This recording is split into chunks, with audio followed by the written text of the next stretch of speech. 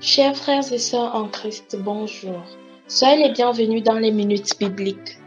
Nous sommes le lundi 13 juin 2022 et les textes qui nous sont proposés sont tirés de Juges chapitre 1, les 3 premiers versets et les versets 17 à 21 et le psaume 106, les 23 premiers versets, accompagnés du cantique qui me relève dans mes chutes. Gloire à Dieu, 144. Cantique 144, qui me relève dans mes chutes. Qui me relève dans mes chutes, c'est Jésus-Christ. Qui combat pour moi dans mes luttes, c'est Jésus-Christ. Jésus a parlé, je veux croire que je puis lutter pour sa gloire, car mon bouclier, ma victoire, c'est Jésus-Christ. Juges chapitre 1, les 3 premiers versets et les versets 17 à 21. Là, il est écrit: Après la mort de Josué, les enfants d'Israël consultèrent l'Éternel en disant: Qui de nous montera le premier contre les Cananéens pour les attaquer? L'Éternel répondit: Juda montera. Voici, j'ai livré le pays entre ses mains. Et Juda dit à Siméon son frère: Monte avec moi dans le pays qui m'est échu par le sort, et nous combattrons les Cananéens.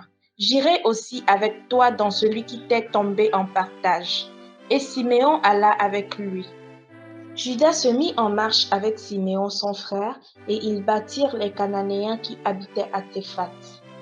Ils dévouèrent la ville par interdit, et l'on l'appela Horma. Juda s'empara encore de Gaza et de son territoire, d'Ascalon et de son territoire, et d'Écron et de son territoire. L'Éternel fut avec Juda, et Juda se rendit maître de la montagne. Mais il ne put chasser les habitants de la plaine parce qu'ils avaient des chars de fer. On donna Hébron à Caleb, comme l'avait dit Moïse, et il en chassa les 3 fils d'Anak. Les fils de Benjamin ne chassèrent point les Jébusiens qui habitaient à Jérusalem. Et les Jébusiens ont habité jusqu'à ce jour dans Jérusalem avec les fils de Benjamin. Amen. Psaume chapitre 106, les 23 premiers versets. Là, il est écrit: Louez l'Éternel car il est bon, car sa miséricorde dure à toujours. Qui dira les hauts faits de l'Éternel? Qui publiera toute sa louange? Heureux ceux qui observent la loi, qui pratiquent la justice en tout temps. Éternel, souviens-toi de moi dans ta bienveillance pour ton peuple. Souviens-toi de moi en lui accordant ton secours, afin que je voie le bonheur de tes élus, que je me réjouisse de la joie de ton peuple, et que je me glorifie avec ton héritage. Nous avons péché comme nos pères, nous avons commis l'iniquité, nous avons fait le mal. Nos pères en Égypte ne furent pas attentifs à tes miracles. Ils ne se rappelèrent pas la multitude de tes grâces. Ils furent rebelles près de la mer Rouge, mais il les sauva à cause de son nom, pour manifester sa puissance. Il menaça la mer Rouge et elle se dessécha, et il les fit marcher à travers les abîmes comme dans un désert. Il les sauva de la main de celui qui les haïssait. Il les délivra de la main de l'ennemi. Les eaux couvrirent leurs adversaires. Il n'en resta pas un seul. Et ils crurent à ses paroles. Ils chantèrent ses louanges, mais ils oublièrent bientôt ses œuvres. Ils n'attendirent pas l'exécution de ses desseins. Ils furent saisis de convoitise dans le désert et ils tentèrent Dieu dans la solitude. Il leur accorda ce qu'ils demandaient, puis il envoya le dépérissement dans leur corps. Ils se montrèrent dans le camp, jaloux contre Moïse, contre Aaron, le saint de l'Éternel. La terre s'ouvrit et engloutit Dathan, et elle se referma sur la troupe d'Abiram. Le feu embrasa leurs troupes, La flamme consuma les méchants. Ils furent un veau en hérobe. Ils se prosternèrent devant une image de fonte. Ils échangèrent leur gloire contre la figure d'un bœuf qui mange l'herbe. Ils oublièrent Dieu, leur Sauveur, qui avait fait de grandes choses en Égypte, des miracles dans le pays de Cham, des prodiges sur la mer Rouge, et il parla de les exterminer. Mais Moïse, son élu, se tint à la brèche devant lui pour détourner.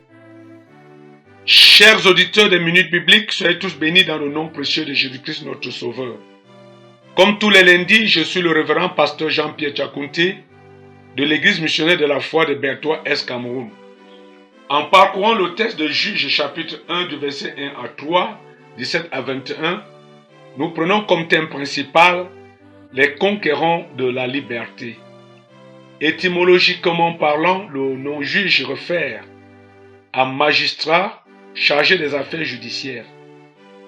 Dans ce livre de Juges, par contre, Juges nous montre plutôt l'enthousiasme de la conquête de la liberté des hommes réputés non pas à leur habileté à juger les affaires, mais plutôt pour leur campagne militaire contre les envahisseurs étrangers. Il est écrit au verset 3 de Juges 1, « Et Judas dit à Simeon son frère, monte avec moi dans le pays qui m'est échu par le sort, et nous combattrons les Cananéens. J'irai aussi avec toi dans celui qui t'est tombé en partage. » Et Simeon alla avec lui. Lorsque nous regardons de très près ces versets de Juges chapitre 1, ces versets nous démontrent que chacun de nous, quel que soit son rang social, peut défendre non seulement sa liberté, mais celle également de sa patrie. Mais nous constaterons dans l'Ancien Testament que les conquérants utilisaient des armes visibles que leur accordait Dieu pour leur bataille. Par contre, dans le Nouveau Testament, Dieu nous accorde les armes spirituelles avec lesquelles nous combattrons pour notre liberté, car il déclare que les armes avec lesquelles nous devons combattre ne sont pas charnelles. Il est écrit dans Ephésiens 6, du verset 10 à 11, « Au reste, fortifiez-vous dans le Seigneur et par sa force toute puissante. Revêtez-vous de toutes les armes de Dieu, afin de pouvoir tenir ferme contre les ruses du diable. » L'autre aspect qui nous intéressera dans ce chapitre de Juges 1, 17 à 21, c'est l'accord dans le combat. Il est écrit au verset 17 de Juges 1, « Et Judas se mit en marche avec Simeon son frère. » Bien-aimés, nous verrons que ceci portera beaucoup de fruits, car il est écrit, « Et ils battirent les Cananéens qui habitaient à Séphath, et ils dévouèrent la ville par interdit, et on l'appela Horma. » Bien-aimés dans le Seigneur, ceci nous démontre qu'il y a une grande puissance lorsque deux ou plus se mettent en accord concernant n'importe quel besoin. Nous allons remarquer également dans la Bible que de toutes les nombreuses promesses qu'on y trouve à propos de la prière, la plus importante est celle de Matthieu chapitre 18 verset 19 qui déclare « Je vous dis encore que si deux d'entre vous s'accordent sur la terre pour demander une chose quelconque, elle leur sera accordée par mon Père qui est dans les cieux. » La Bible nous dit, bien-aimés, dans 1 Jean chapitre 5 verset 14, que nous avons cette assurance auprès de lui que si nous demandons quelque chose selon sa volonté, croyons que nous l'avons déjà reçu. Et puisque Judas combattait selon la volonté de Dieu, Dieu était partout dans ses combats. Nous pouvons lire dans Juges 1 au verset 19, « L'Éternel fut avec Judas, et Judas se rendit maître de la montagne. » Ceci dit, bien-aimés, là où deux ou plus sont assemblés selon la volonté de Dieu, sa bonté les accompagne. Il est écrit dans Matthieu 18, verset 20 que nous lisons, « Car là où deux ou trois sont assemblés en mon nom, je suis au milieu d'eux. » Ce que j'aimerais faire connaître ici est que le lieu où les deux s'accordent n'est pas aussi trop important. Donc, peu importe le lieu, lorsque nous faisons selon la volonté de Dieu, Dieu se tient là pour nous exaucer.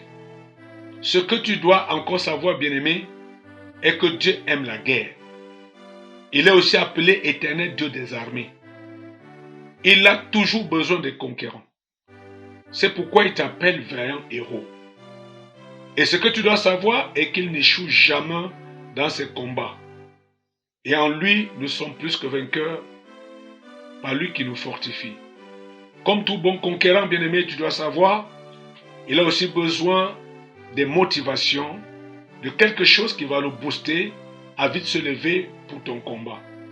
C'est pourquoi il dit dans Malachie 3, verset 10, « Apportez à la maison du trésor toutes les dîmes, afin qu'il y ait de la nourriture dans ma maison. Mettez-moi de la sorte à l'épreuve, dit l'Éternel des armées, et vous verrez si je n'ouvre pas pour vous les écluses des cieux, si je ne répands pas sur vous la bénédiction en abondance. » Ici, bien-aimé, mettre à l'épreuve, c'est pousser Dieu à agir et à vite agir. Oui, bien-aimé, Dieu n'est pas un homme pour mentir. C'est à cause de ta liberté qu'il a envoyé son Fils unique. Jésus-Christ t'a franchi. Oui, à ses côtés, tu es également un vaillant héros. Je t'encouragerai à partir d'aujourd'hui de lutter pour ta liberté au nom précieux de Jésus-Christ. Mais ce qui te permettra de gagner le combat dans la maison de l'Éternel, c'est ta dîme, bien-aimé. Toi qui ne payais pas la dîme, toi qui négligeais la dîme, c'est le moment, bien-aimé, d'entrer en alliance avec ton Dieu et d'apporter dans sa maison toute la totalité de ta dîme. Et tu verras la gloire de Dieu. Chers auditeurs des Minutes Bibliques, je crois que vous avez été bénis et bénis. À la prochaine émission, s'il plaît à Dieu, shalom.